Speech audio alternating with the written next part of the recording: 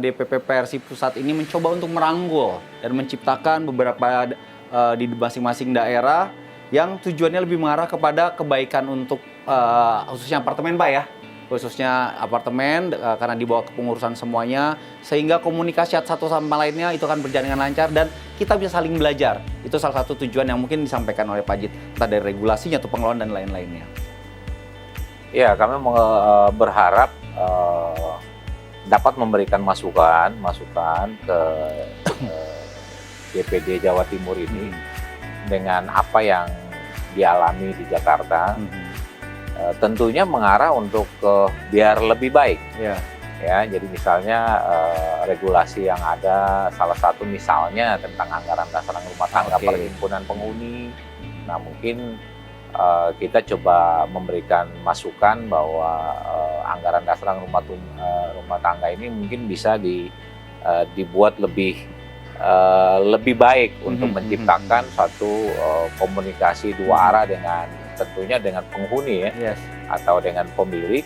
Eksistensi siapa? Eksistensi organisasi begitu kan. Dan eksistensi yang saya juga berharap saya juga meninggalkan legacy gitu. Legasinya nggak usah muluk-muluk lah. Eksistensi dan kebermanfaatan.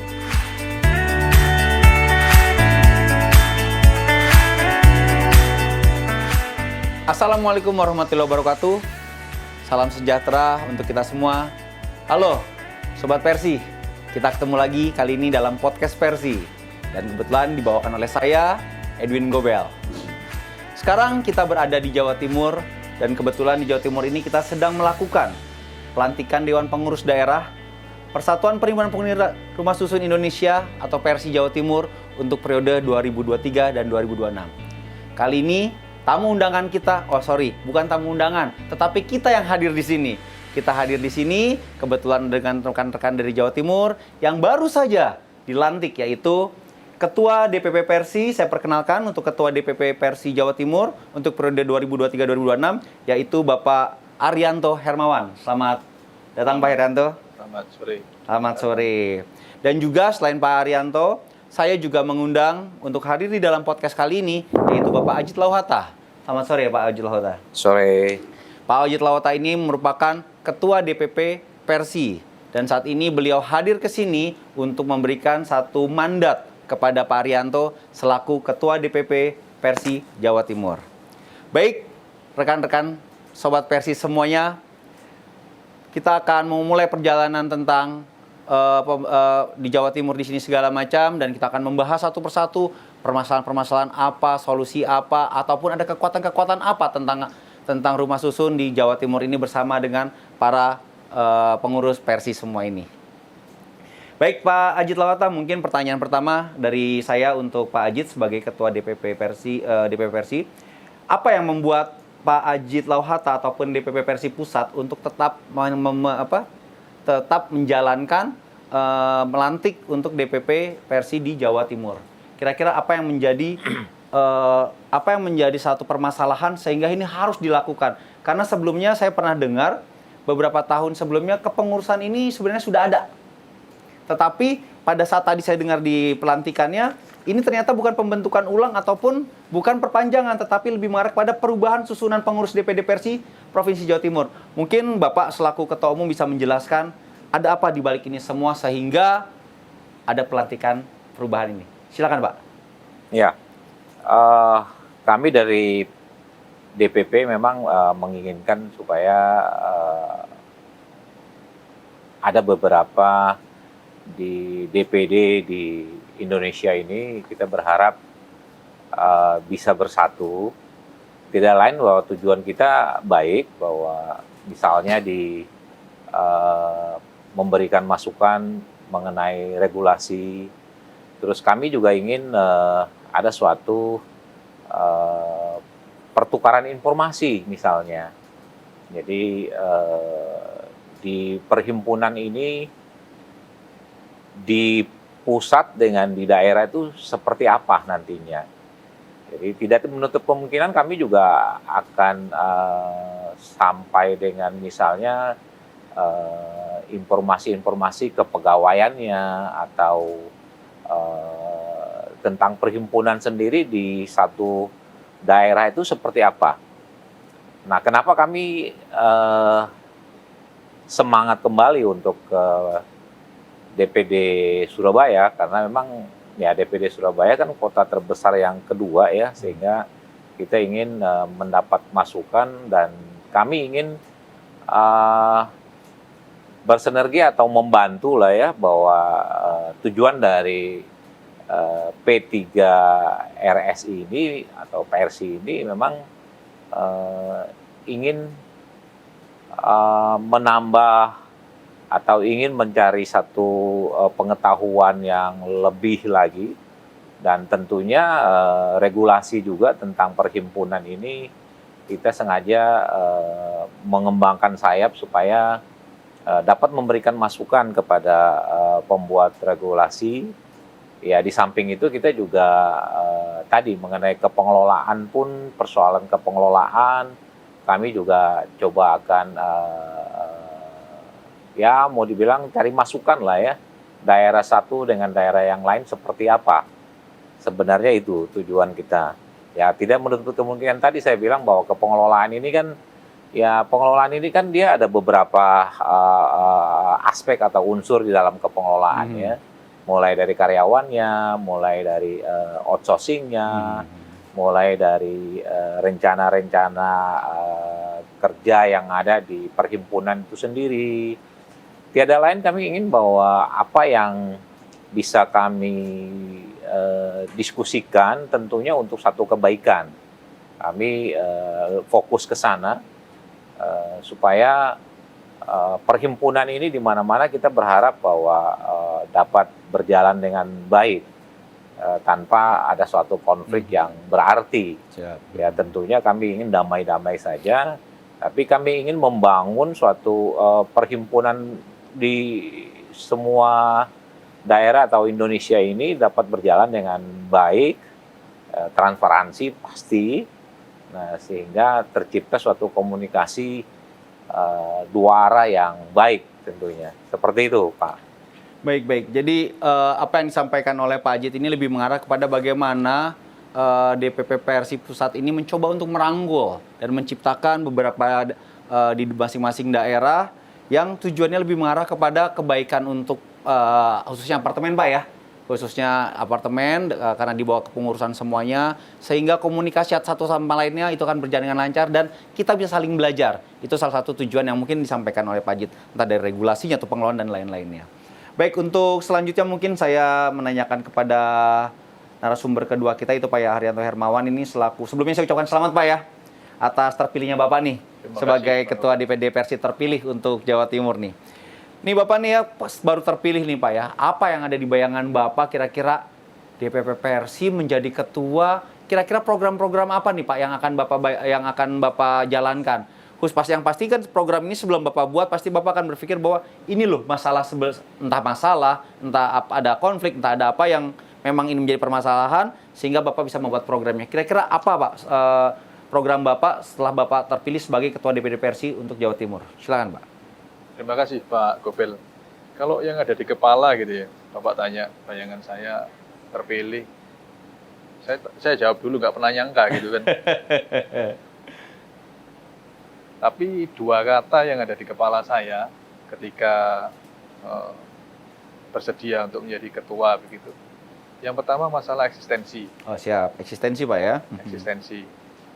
Eksistensi siapa? Eksistensinya eksistensi organisasi begitu kan, dan eksistensi yang saya juga berharap saya juga meninggalkan legacy gitu. Oh siap. Legasinya nggak usah muluk-muluk lah. Eksistensi dan kebermanfaatan. Oke. Bermanfaatan ya, saya juga nggak berpikir muluk-muluk bagi anggota PRSI yang ada atau yang akan ada, dan juga untuk masyarakat secara umum.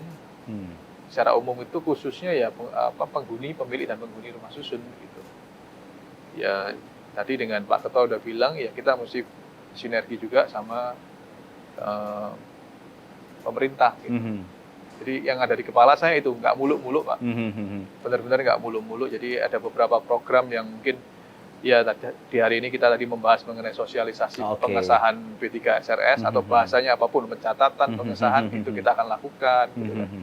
Tadi kita juga sempat bahas masalah SLF itu bagaimana, itu aja sih Pak. Oke, jadi eksistensi tentang organisasi ini dan kebermanfaatan ini Bapak coba tuangkan, implementasikan dalam rangka untuk menjalankan ini dengan mencoba membantu Pak ya? Membantu rekan-rekan pengurus pengurus P3SR ataupun PPRS yang ada di Jawa Timur ini, yang tadi mungkin Bapak sempat bicara mengenai ada permasalahan dengan SLF-nya, terusnya ada permasalahan dengan pencatatannya segala macam. Diharapkan kehadiran Persi Jawa Timur ini bisa menjadi jembatan mereka untuk menuju kepada pemerintah ataupun kebaikan-kebaikan lainnya Pak ya. Betul. Alhamdulillah, cukup mulia sekali ya Bapak Ibu semua ya, apa yang coba dilakukan. Kita sangat berharap ini bisa menjadi satu trigger, menjadi satu langkah awal bagi Persi Jawa Timur untuk bisa berjalan ke depan lebih baik. Pak Ajit, kira-kira apa nih support dari pusat terhadap Jawa Timur, khususnya mungkin kalau di pusat itu di Jakarta itu tuh masih ada beberapa peraturan, khususnya kita lebih sering mendengar kalimat pergub ya di Jakarta ya. Dan saya yakin sekali Pak Ajit sudah cukup menguasai tentang pergub di DKI Jakarta.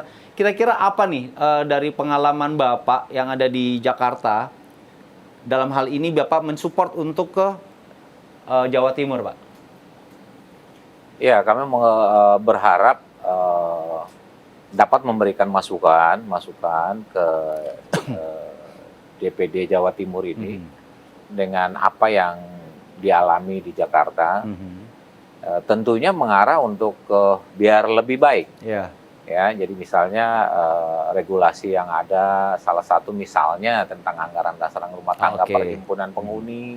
Nah, mungkin kita coba memberikan masukan bahwa anggaran dasar rumah tangga ini mungkin bisa dibuat lebih baik untuk menciptakan suatu komunikasi dua arah tentunya dengan penghuni ya, atau dengan pemilik, sehingga dapat tercipta suatu harmonisasi lah yang kita harapkan.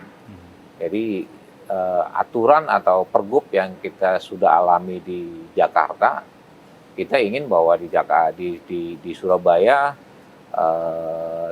kita dapat memberikan satu masukan-masukan yang lebih berarti lagi supaya di Surabaya ini lebih baik ke depannya.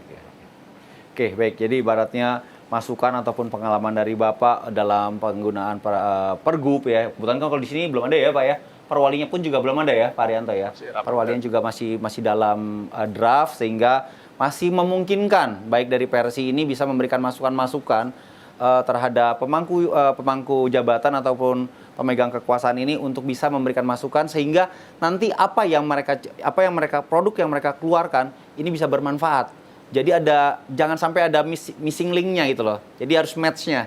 Jadi antara dengan apa yang dibutuhkan oleh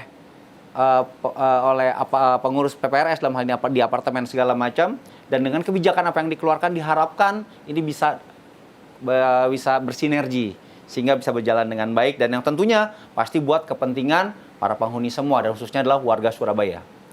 Selanjutnya Pak Ari ini, menurut Bapak dalam jangka waktu mungkin sekitar, ini kan setelah pandemi terus yang mendekati sekarang sudah mulai PPKM sudah dibuka segala macam, apa yang menjadi titik berat ataupun yang menjadi permasalahan entah rumah susun ya, dalam hal ini saya lebih fokus pada rumah susun, apa yang menjadi permasalahan di rumah susun saya di Jawa Timur? Kira-kira apa yang ini emang problem yang harus saya beresin di awal ini? Kalau ngomong dalam konteks Persi, Pak Gobel, beberapa yang kayaknya bukan masalah pandemi aja sih Pak. Jadi jauh sebelum pandemi itu kayaknya yang masalah yang utama itu adalah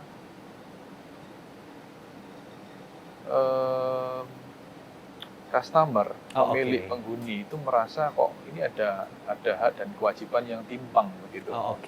Konkretnya contoh nih ya, banyak juga user yang merasa loh ini kenapa kok sekian lama sertifikat nggak keluar-keluar. Gitu. Contoh yang lain, ini kok nggak ada transparansi atas IPL. Gitu. Jadi kalau kita ngomong konteksnya konteks Persi, berarti sudah ada pengelolaan begitu kan, ya itu IPL, kemudian sertifikat tidak keluar, atau yang lain ya bisa jadi kembangannya banyak sih. Oh, oke. Jadi lebih mengarah kepada, kalau saya melihat sebagai dua sudut pandang yang berbeda, Pak ya. Sudut pandang dari dalam hal ini pembeli, dan juga sudut pandang dari mungkin dari sini dalam hal ini pengembang. Pelaku pembangunan merasa bahwa ini sudah menjadi kewajiban yang sudah dia keluarkan, sedangkan dari pemilik atau pembeli yang baru merasa bahwa kok mereka belum mendapatkan haknya. Jadi ini adalah satu masalah yang memang harus menjadi concern yang mau coba kita ketemukan ya. Oke ya, saya sangat berharap sekali nih dengan kehadiran Persi Jawa Timur, khususnya di bawah pimpinan Bapak Arianto Hermawan ini, semua permasalahan-permasalahan itu gak usah muluk-muluk lah, tapi pelan-pelan sudah mulai akan mulai terselesaikan, karena jalurnya sudah mulai terlihat. Baik, kembali ke Pak Ajit. Sekarang Jawa Timur, Pak. Dalam jangka waktu dekat ini, kira-kira ada nggak rencana Bapak mau melantik atau membentuk satu DPD mungkin di daerah-daerah lain yang kira-kira setelah Jakarta selalu di Jakarta, kemudian sekarang dari Jawa Timur, kira-kira apa nih? Bapak punya target di 2023 ini, Bapak bisa berapa banyak DPP yang akan Bapak mau buka? Ya, target saya kalau bisa mendapatkan 3-4 ya. Oke. Tapi yang pasti minimal 2, yaitu mungkin seperti di Bandung. Jawa Barat lalu ya. Di daerah Tangerang situ mungkin. Oh ya, karena pembangunan sudah mulai semakin di Tangerang sana ya. Jadi dekat-dekat situlah. Jadi kita sudah melakukan komunikasi dengan Bandung, terus Banten. Nah, tinggal bagaimana kita memfollow up berikutnya. Ya, tentu kami ingin lain daerah pun kalau memang target atau waktu masih ada, ya kita mungkin di 2023 ini kita berharap bertambah 3-4 tadi nanti. Baik. Jadi yang sudah terbayangkan ini kurang lebih dari Jawa Barat, yang sudah di Bandung, dan juga di daerah Tangerang, Banten, Pak ya? Ya. Coba sarap itu. Baik, Bapak Ibu ataupun Sobat Persi semuanya, apabila Bapak Ibu memang memiliki apartemen ataupun sebagai pengurus anggota P3SRS di masing-masing daerah, kalau ingin bergabung silakan mengkontak kami sehingga kita bisa saling berdiskusi. Kemungkinan besar atau nanti dari pihak ketua umum kita bisa saling diskusi dan juga mencari jalan keluar. Mungkin ada banyak masalah-masalah.